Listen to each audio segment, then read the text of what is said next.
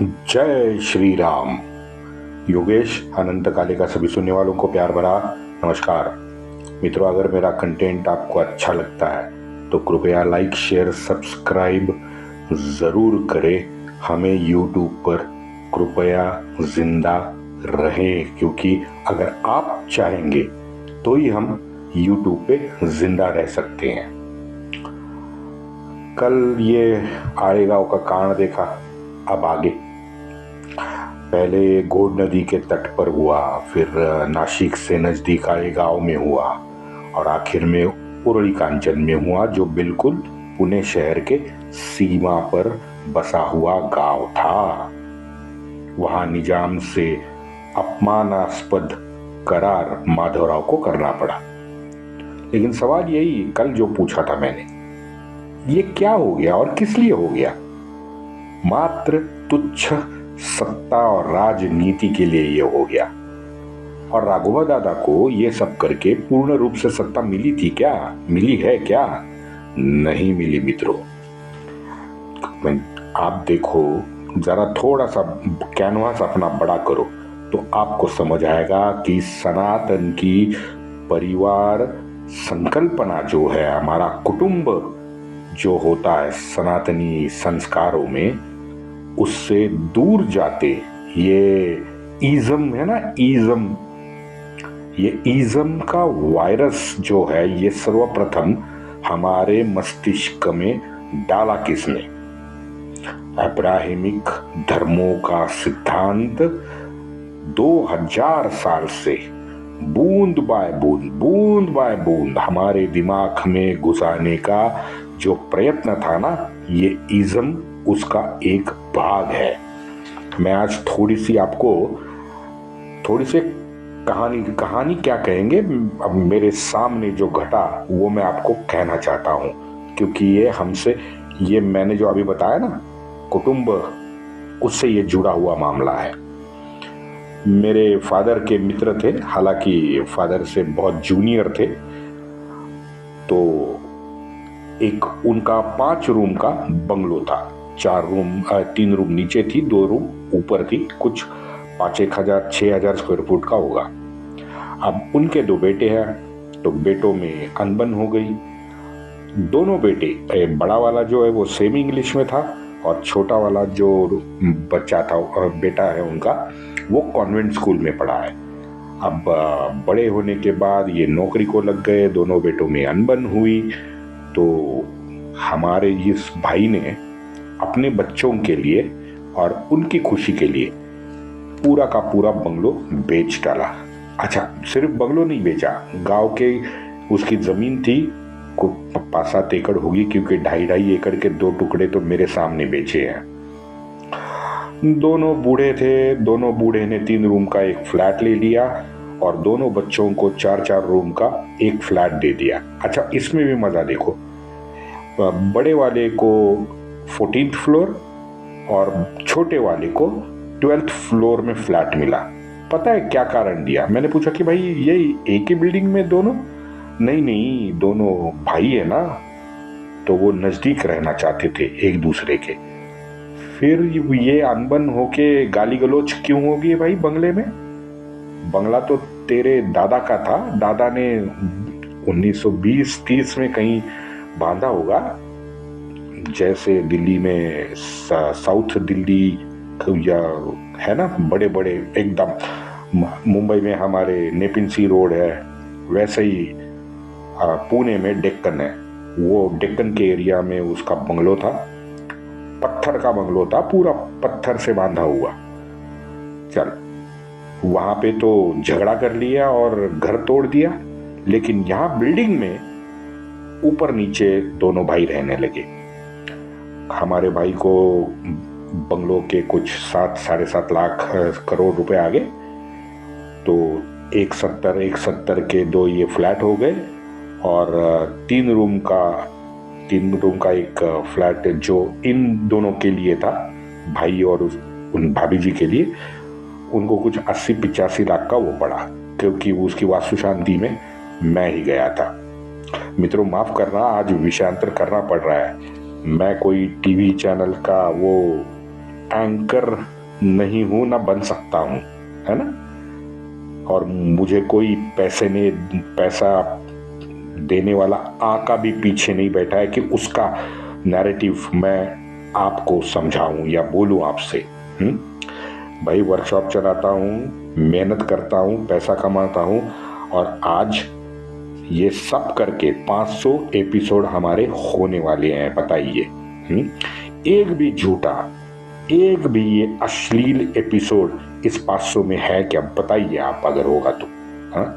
या मैं बार बार कटवा लेके फेसबुक पे, इंस्टाग्राम पे, ये यूट्यूब पे आज तक कभी आया हूं क्या आपसे भीख मांगने के लिए? नहीं। 20 साल से काम कर रहा हूं, पैसा कमा रहा हूं, मेरा ये मैं सामाजिक कर्तव्य समझता हूं, इसलिए ये एपिसोड कर रहा हूं। और मेरा अंदाज, मेरी भाषा, इनसे तो आप आपको चली होगा कि मैं कितना बड़ा अरबपति हूं। भाई पैसे का लालची कभी कठोर और सीधी साधी बात कर ही नहीं सकता। ये जो मैं आपसे बता रहा हूं विषयांतर करके, आज मैं बिल्कुल माफी नहीं मांगूंगा, क्योंकि मैं चाहता था कि मैं ये विषयांतर करूं। मेरी पीड़ा मैं समझा रहा हूं। ये बकचोदी नहीं है भाई साहब, ये मेरी पीड़ा है, क्योंकि आज हर दिशा से सनातन पर लगातार 500 साल से हमले होते आ रहे हैं, आज भी हो रहे हैं ये। इसलिए मैं कह रहा हूं कि मैं आपसे प्रार्थना कर रहा हूं कि कृपया इसे मेरी भड़ास नहीं समझे। ये मेरी पीड़ा, मैं 100-125 लोगों का ये जो हमारा एकत्रित आने वाला प्लेटफॉर्म है, उसके ऊपर आपके सामने रख रहा हूं। और यही तो इतिहास हमें सिखाता है। और क्या इतिहास से सीखना है तो क्या सीखना है भाई? ये मैं बकरी की तरह मैं I me myself, I me myself, I me myself, ये तुच्छ नश्वर शरीर से इतना प्यार, हमें इतना लगाव क्यों हो गया है, मुझे पता नहीं चलता यार। ये 2000 साल से हमारे मस्तिष्क में एक एक बूंद करके आहिस्ता आहिस्ता आज 2025 में तालाब तो दिखने लगा है, और उसी तालाब में ये उसी हिंदू को डुबोना चाहते हैं, 2000 साल से डुबाना चाहते हैं। बताओ, राघोबा दादा तो बस एक 18वीं शताब्दी की एक छोटी सी कड़ी है इसमें। अब दूसरा भी बताओ, नजीब को मानस पुत्र बना के मल्हार बा ने कौन सी नई क्रांति ला गई? कौन सी दुनिया बदली? मंगल ग्रह पे मल्हार भा रहने लगे। बताइए, कौन सी मशीनरी का इन्वेंशन किया मल्हार बा ने? नजीब को मानस पुत्र बना के अपना स्वार्थ तो साधा, और क्या साधा? मेरी आप सब मित्रों से प्रार्थना है कि थोड़ा सा शांत बैठे और बड़े ठहराव के साथ इसका मंथन जरूर करें। जो आपके विचार है, आप चाहे तो मुझे भेज सकते हैं लिख के, या भेजने की भी जरूरत नहीं है। मेरी इच्छा है कि बस आप इस पे विचार करें। हाँ, अगर कोई किसी के विचार इतर है तो मुझे गाली दे सकता है। गाली देने से कुछ होने वाला तो है नहीं, मैं तो मेरा काम चालू रखूंगा भाई। ये रील देखने से कुछ नहीं होने वाला, इतना तो मैं समझ चुका हूं। आपसे खुल के बोलता हूं, क्योंकि हम सब, ये मैं समझता हूं कि जैसे ऊपर मैंने कहा 100, 125, 150 लोगों का ये एक प्लेटफॉर्म है। हम सभी प्रबुद्ध है, अंधविश्वासी बिल्कुल नहीं है। देखो ना, अगर एक आदमी गलती करता है तो वो आदमी इंडिविजुअल लेवल पे गलती करता है, ठीक है। और अगर हिंदू ने वैयक्तिक गलती कर दी या उस आदमी की गलती बता दी, तो वो फिर मोमेडियन पे हमला हो जाता है, मोमेडियन धर्म पे हमला कहा जाता है। यही सूत्र है। हमको नीचा दिखाने का, हमको प्रताड़ित करने का यही उनका सूत्र है। बस आगे बढ़ते हैं। मुझे जो बोलना था मैंने बोल दिया। आप, मेरी प्रार्थना है कि आप विचार करें। निष्कारण सत्ता के लिए कराए गए इस संघर्ष को युवा माधवराव ने बड़ी नम्रता, धीरता और संयम दिखा के पूरा विराम दे दिया। उन तथाकथित खालिस्तानी गुंडों को दिल्ली से खदेड़ना भारत सरकार के लिए मित्रों बहुत मामूली और मच्छर जैसा काम था। लेकिन परिस्थिति, उसका गांभीर्य, उन तथाकथित किसानों को दिया जाने वाला अमेरिका का पैसा, उन डीप स्टेट का षड्यंत्र, सबको ध्वस्त करना था। और हमारे बहके हुए जो भारतीय लोग थे ना, उनकी जानें भी बचानी थी। तो जानें बचाने के लिए हमारे राष्ट्र सेवक ने अपमान, निंदा, इन सब का विष बिना कहे पी लिया।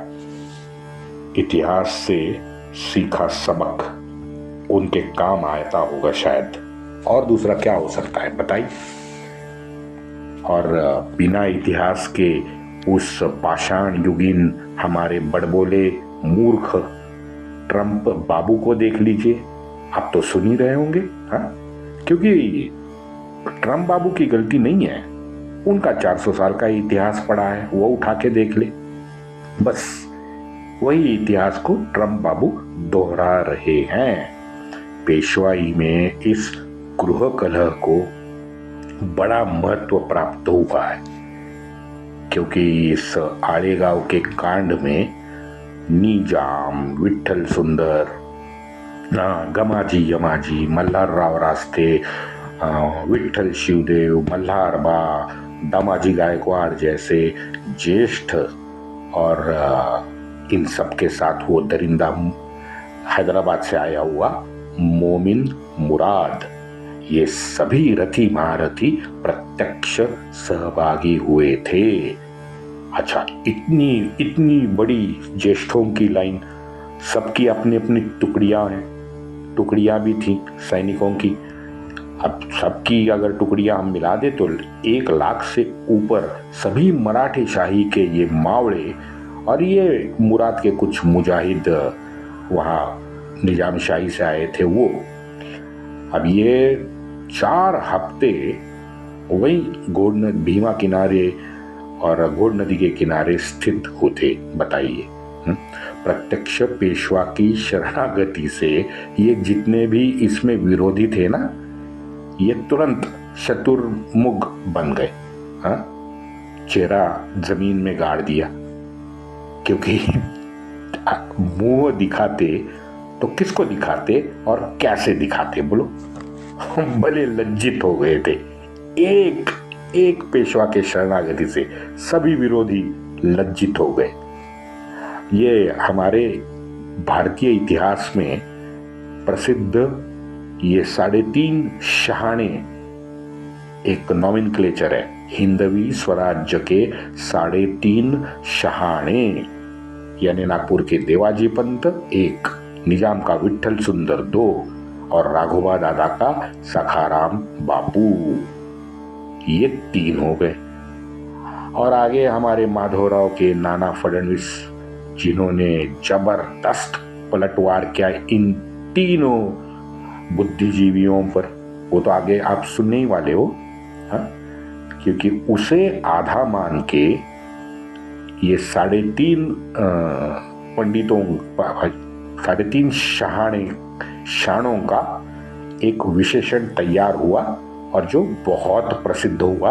आज मुहावरे की तरह हम मराठी में इसको यूज करते हैं कि भाई 3.5 शाणे ये लोग चल रहे हैं, क्योंकि ये तीनों आड़ेगांव और नासिक के विंचूर में बुद्धिबल की चाल चल रहे थे, और बुद्धिबल की चालों की तरह लगातार परिस्थिति को दोलनमय करने का भी काम ये लोग कर रहे थे, अस्थिर करने का काम ये कर रहे थे।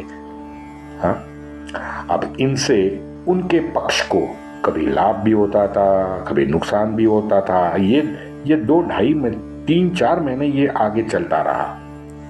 जरा दादा का देखते हैं, राघोबा दादा का। राघोबा दादा का था सखाराम बापू।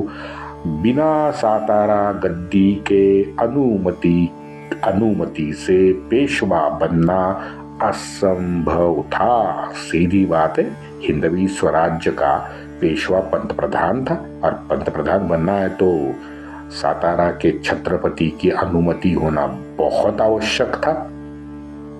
तो सातारा के राम राजा को वश करना बहुत आवश्यक इनको लगा।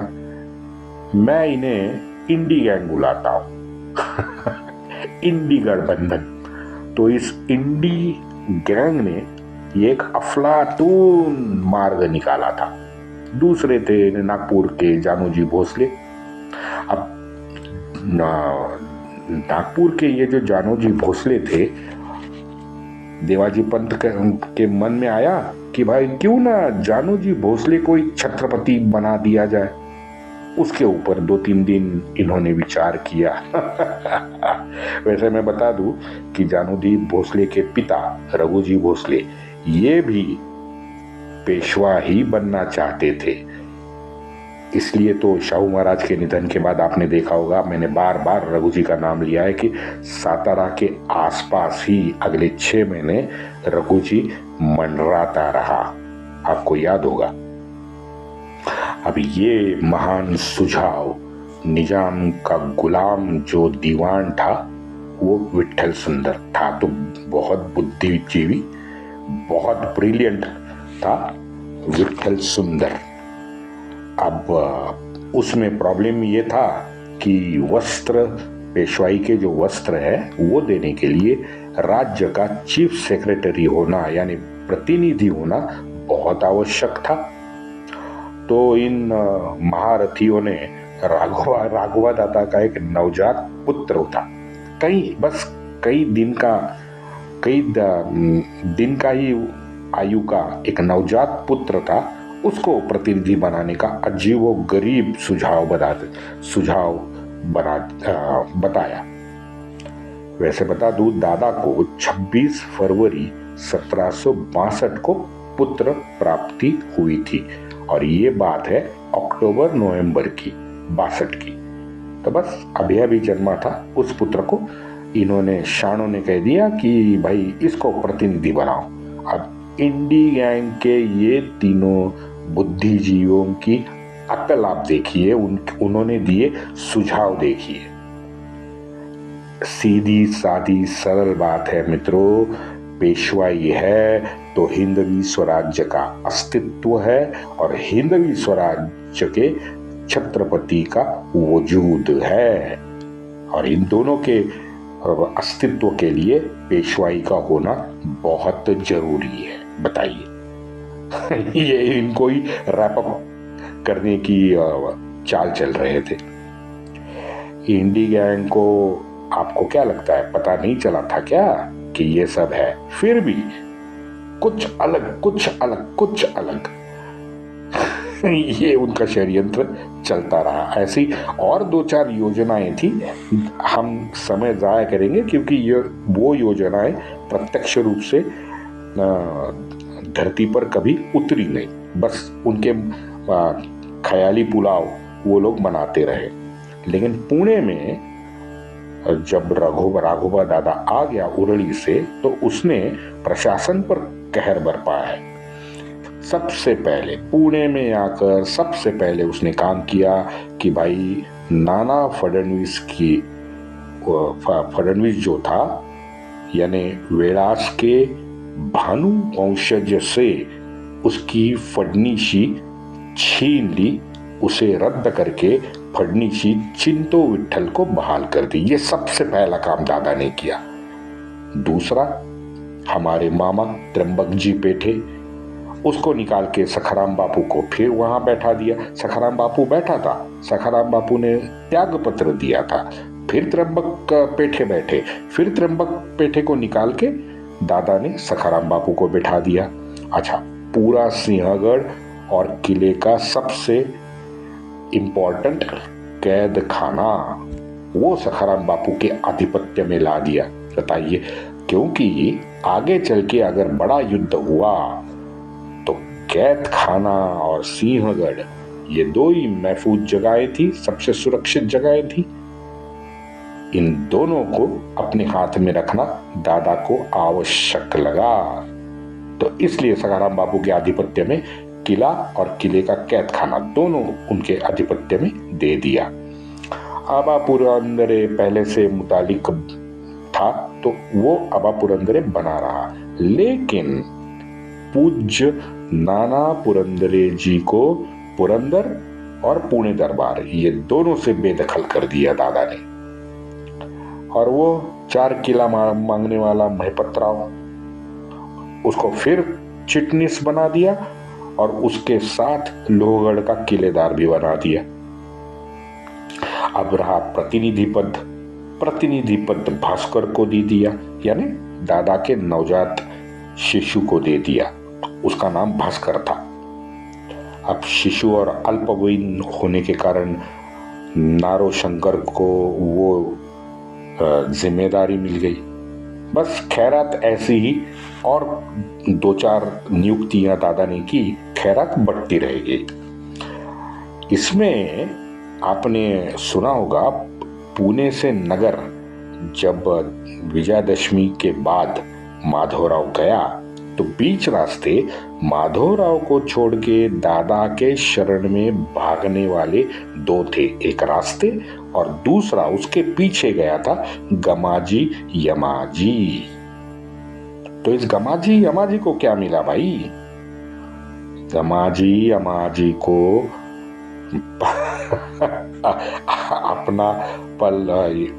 अपना पक्ष छोड़ के दादा की तरफ जाने का तोहफा मिला, बाबा जी का ठुल्लू। कुछ नहीं मिला गमाजी अमाजी को। तो भाई साहब उखड़ गए, संतप्त हो गए। हमारे महान शासक राघोबा दादा ने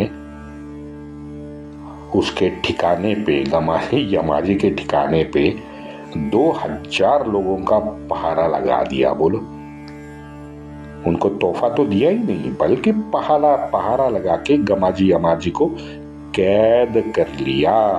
ये था गमाजी यमाजी का बाबाजी का ठुल्लू। बाबाजी का ठुल्लू यानी कैद।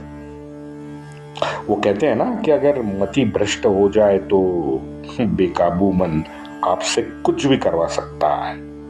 चल, उसको आगे उसे ही छोड़ते हैं। आप भी समझ गए राघोबा दादा की मति कितनी भ्रष्ट हो गई थी। आगे सुनो। राघोबा दादा ने शनिवारवाड़ा में यानी बाजीराव पुत्र रघुनाथ राव ने अपने बड़े भाई बालाजी बल्लाळ की विधवा और माते समान अपनी ज्येष्ठ भाभी को भी शनिवारवाड़ा में नजरबंद कर दिया। इस और आगे की कड़ी सुनो। सिर्फ शनिवारवाड़ा में अपनी विधवा भाभी को नजरबंद नहीं किया, शनिवारवाड़ा में 16 चौकियां बनाई और उन चौकियों में पठानों का 24 घंटे सख्त पहरा लगा दिया। पुणे में शनिवारवाड़ा पर सुरक्षा करेंगे अफगानी पठान। क्या कहें इसे, बताइए। सोचो, मेरा तो दिमागी काम नहीं करता, क्या कहेंगे।